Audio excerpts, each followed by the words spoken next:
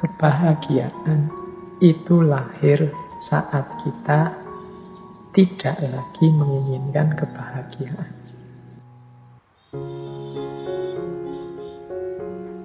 Semakin aku banyak ilmu, semakin aku tidak tahu apa-apa. Nah, ini teorinya antara lain dari Socrates. Jadi, semakin orang ilmunya banyak, dia akan semakin tidak tahu apa-apa. Kita sering menganalogikannya dengan padi. Padi itu semakin tua kan semakin berat, dia semakin menunduk. Jangan lupa, ini prinsip ini kan yin yang. Jadi semakin orang tahu, itu yang. Semakin dia tidak tahu, yin. Tahu dan tidak tahu ini bertentangan kan. Tapi ternyata juga satu paket. Orang pinter itu, kalau dia sadar tentang ilmunya, pasti dia menunduk. Bukan kok terus direkayasa biar menunduk atau dipaksa dirinya biar menunduk. Karena belajar orang harus tawaduk, terus memaksa dirinya tawaduk. Enggak. Jadi orang pinter yang sadar dengan ilmunya itu otomatis dia akan menunduk, dia akan sadar bahwa sangat banyak hal yang dia tidak tahu dibandingkan yang dia tahu. Mungkin teman-teman yang rajin baca, yang rajin ikut kajian, yang rajin ikut diskusi-diskusi, seminar itu, semakin banyak ikut seminar, diskusi, kajian, ngaji, baca buku, itu kan semakin teman-teman sadar bahwa ternyata sangat banyak hal yang selama ini saya tidak tahu. Ternyata saya harus masih tahu ini dulu, tahu itu dulu, yang selama ini saya tidak tahu apa-apa. Dan masih lebih sangat banyak yang saya tidak tahu. Maka otomatis dia akan menunduk.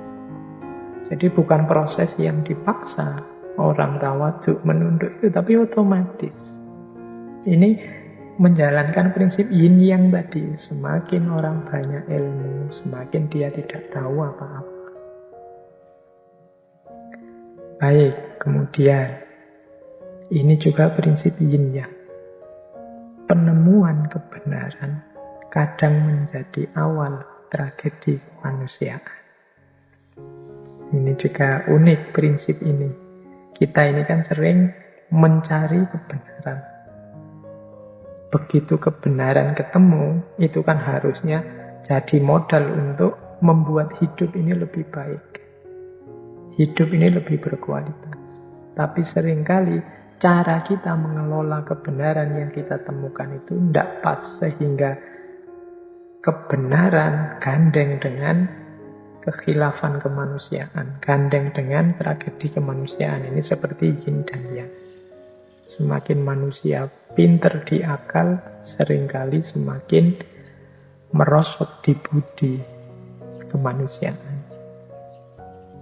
Jadi orang menemukan cara membuat senjata pemusnah massal misalnya. Itu kan penemuan-penemuan kebenaran. Tapi di balik itu ternyata dia jadi sumber tragedi kemanusiaan. Orang menemukan kebenaran yang baru misalnya. Oh, ternyata yang dimaksud oleh agama itu ini toh. Berarti yang benar ini. Berarti yang selama ini salah. Terus diangkatlah ke publik. Melawan yang mainstream, kebenaran ini kaku, kebenaran yang sana kaku, terus lahir tragedi-tragedi kemanusiaan, saling bunuh, saling merusak, saling menjatuhkan. Harusnya kebenaran itu jadi berkah dalam hidup, tapi karena manusianya tidak pintar mengelola, yang muncul justru kebalikannya, tragedi-tragedi kemanusiaan. Jadi teman-teman harus waspada karena ya itulah hidup. Ada yin, ada yang. Terus, nah kesempurnaan manusia terletak pada kerelaannya menerima ketidaksempurnaan. Ini juga prinsip kontradiksi, prinsip polarity. Kesempurnaan dan ketidaksempurnaan ini kan hitam putih. Tapi ternyata berpasangan. Kalau kita ingin mendapatkan kesempurnaan, justru jalannya adalah dengan cara menerima ketidaksempurnaan. Mengapa begitu? Ya karena manusia itu terbatas, mustahil sempurna. Kalau dia ngotot, pokoknya ingin ketemu yang paling sempurna, dia pasti tidak ketemu. Paling tidak, ketidaksempurnaannya, ketidakketemuannya terletak pada kekurangannya untuk mengejar yang sempurna. Jadi ambisinya untuk mencari yang sempurna itu justru menunjukkan dia tidak sempurna. Maka kesempurnaan itu justru terletak pada kerelaan kita bahwa aku ini memang tidak sempurna. Nah, titiknya justru di situ akhirnya. Karena kesempurnaan yang paripurna tidak mungkin ditemukan. Nah, ini juga prinsip yin yang. Orang-orang idealis, ambisius, yang tidak ngerti batas, itu biasanya hidupnya akan sangat menderita. Justru kesempurnaan hidupnya ketemunya pada penerimaannya, pada ketidaksempurnaan hidup. Baik, saya lanjutkan agak cepat biar paling tidak wisdom yang keempat bisa kita baca sebentar juga. Di balik kemenangan ada beban. Di balik kekalahan ada kebebasan. Ini juga prinsip penting. Hidup kita itu kan sering kita ukur dengan siapa menang, siapa kalah. Kalau kalah, kita sedihnya luar biasa. Kalau menang, kita ekstase, melonjak-lonjak gembira. Kita lupa bahwa hidup ini yin dan yang. Gandengannya menang, itu beban. Gandengannya kalah, itu kebebasan. Silahkan diambil contoh misalnya pilkada, saingan, ada yang menang, ada yang kalah. Loh, yang menang ini kan seneng sekarang, tapi jangan lupa setelah menang itu dia ketemu dengan beban-beban hidup yang banyak untuk ngurusi rakyatnya. Sementara yang kalah justru dia bebas. Dia tidak harus bertanggung jawab pada apapun, wong dia kalah.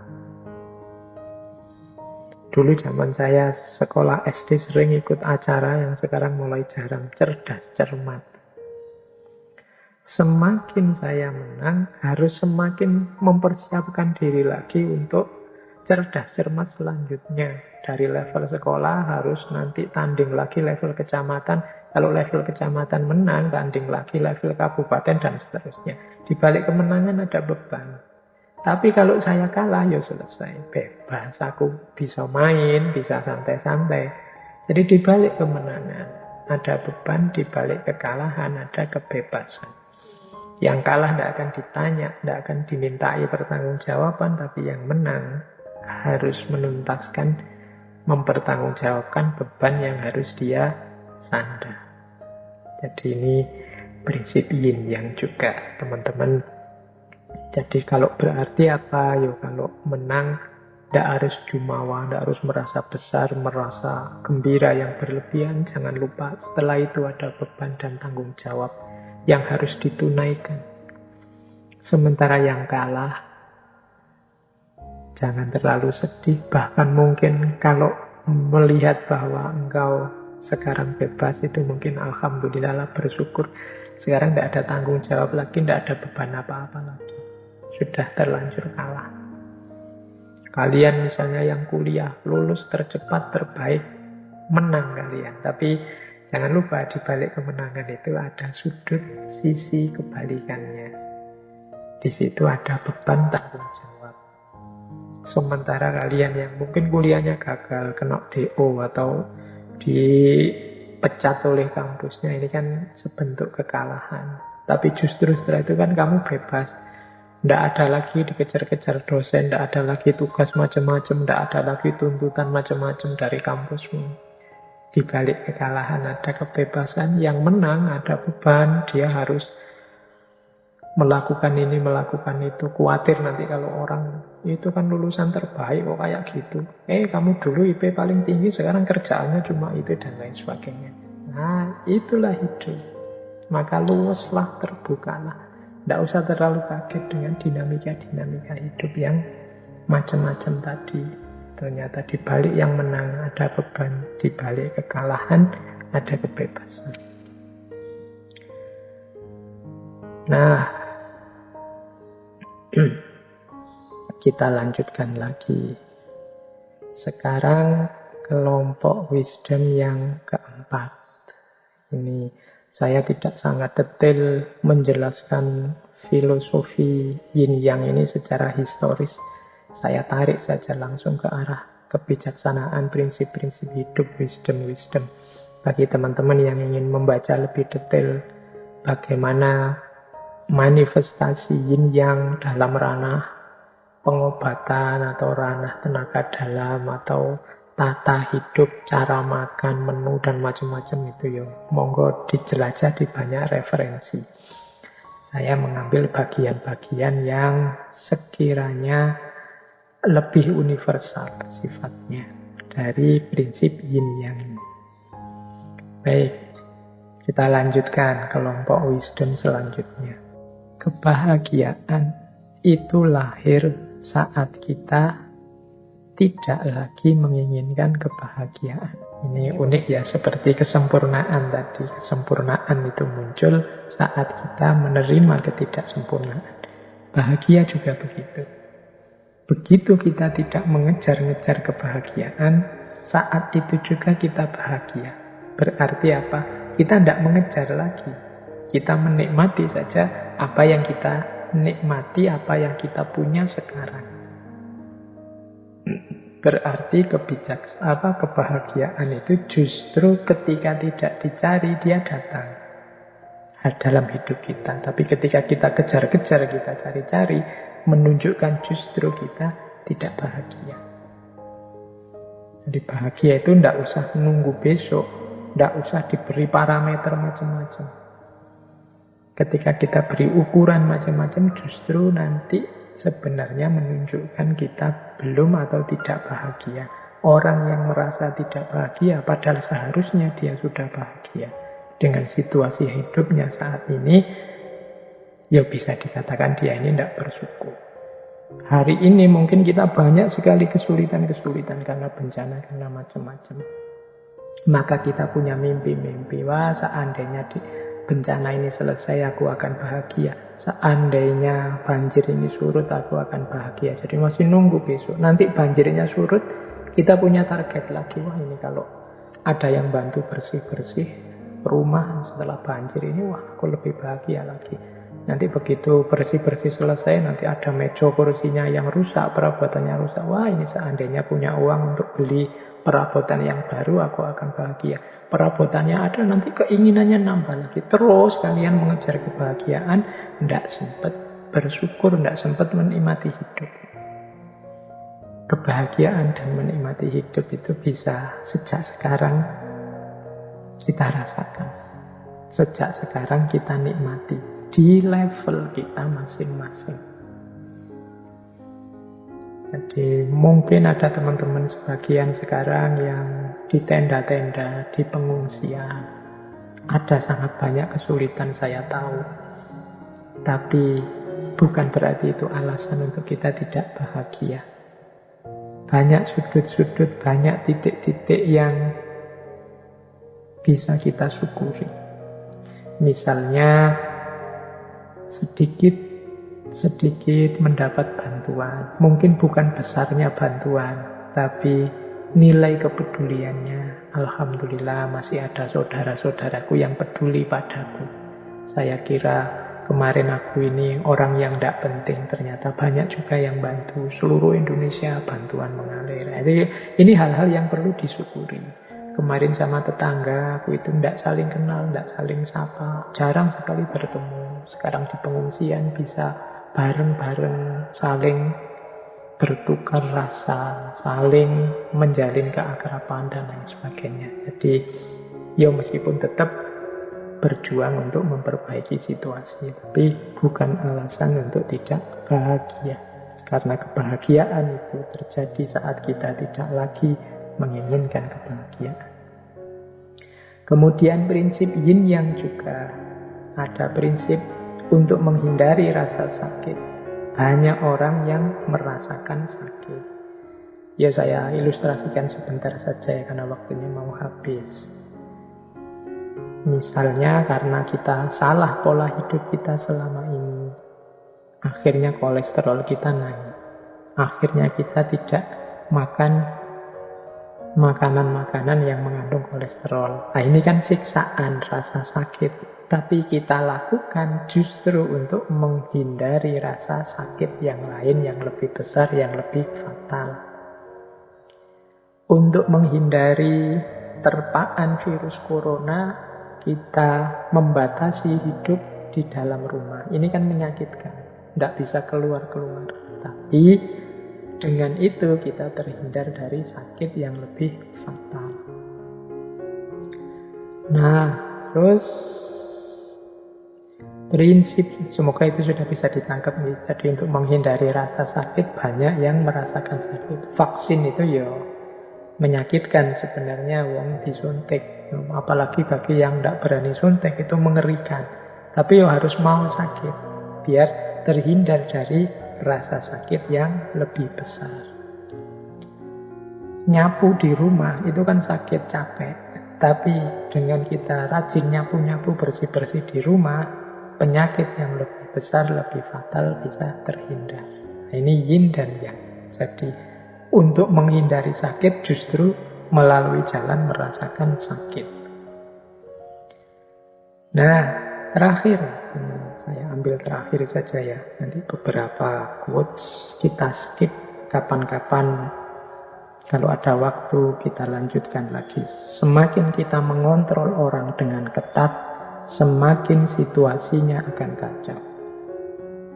Jadi semakin banyak aturan, ada logika, semakin akan banyak pelanggaran terhadap aturan. Semakin banyak kontrol, semakin akan banyak yang lepas kontrol. Situasinya akan semakin kacau. Orang itu lebih mudah kalau ditata dengan membangkitkan kesadarannya dibandingkan dengan dipaksa melalui aturan-aturan. Tapi kadang-kadang memang di level ketidaksadaran perlu aturan dan pemaksaan. Tapi kadang-kadang terlalu banyak aturan, terlalu ketat dengan aturan, semakin besar potensi kekacauan yang terjadi. Ini juga prinsip yin yang. Baik teman-teman, saya kira waktunya ya. Saya masih ada sebenarnya, misalnya kalau kita sambungkan yin yang ini dengan kebijaksanaan Nusantara. Jawa misalnya yang saya pahami, kita punya misalnya sugih tanpa bonjol, digdaya tanpa aji, ngeluruk tanpa bolo, menang tanpa ngasorake. Ini kan prinsip hitam dan putih. Menang dan kalah itu dua hal yang bertentangan. Tapi bagaimana kita bisa menang tapi tanpa ngasorake, menang tapi tidak dengan cara menaklukkan, sakti tapi tanpa aji-aji, sugih tapi tanpa bondo. Nah ini kan prinsip yin yang sebenarnya.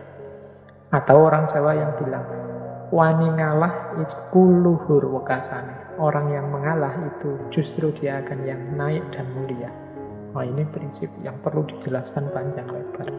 Atau prinsipnya Sunan Kalijaga, ngeli ananging ora keli.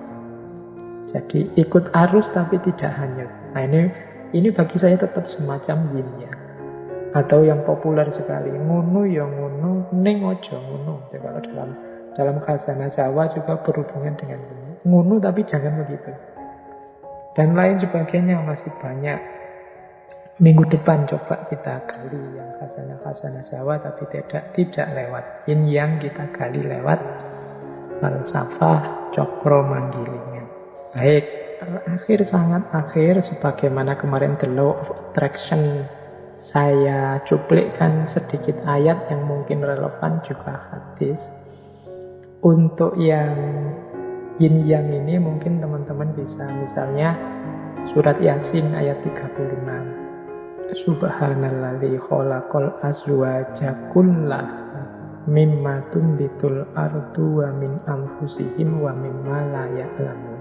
Maha suci Allah yang menciptakan berpasang-pasangan segala sesuatu. Ini seperti prinsip yin yang tadi. Silahkan dikejar nanti tafsirnya. Surat Yasin ayat 36. Atau surat Al-Baqarah ayat 216. Wa asa an takrahu syai'an wa huwa khairul lakum wa asa an tuhibbu syai'an wa huwa syarrul lakum. Mungkin engkau membenci sesuatu padahal itu baik bagimu, dan mungkin engkau mencintai sesuatu padahal itu buruk bagimu. Ini menarik kalau dikaitkan dengan prinsip-prinsip falsafah hikmahnya yin yang tadi.